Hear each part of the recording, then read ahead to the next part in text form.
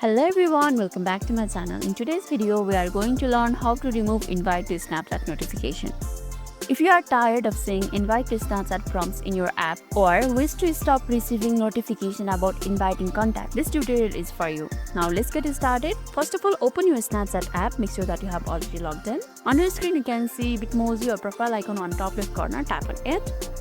This will open your profile, and here you can see gear icon or setting icon. Tap on it to open your settings. Then on your screen you can see notification over here.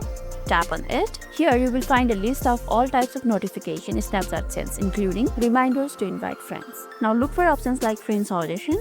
Here it is. Uncheck all of them and find out all the options that mentions invites on it. And that's it, you have successfully removed or disabled the invite feature on Snapchat. If this video made your day a little bit easier, don't forget to like and subscribe for more amazing tips. Thanks for watching, and I'll catch you next video.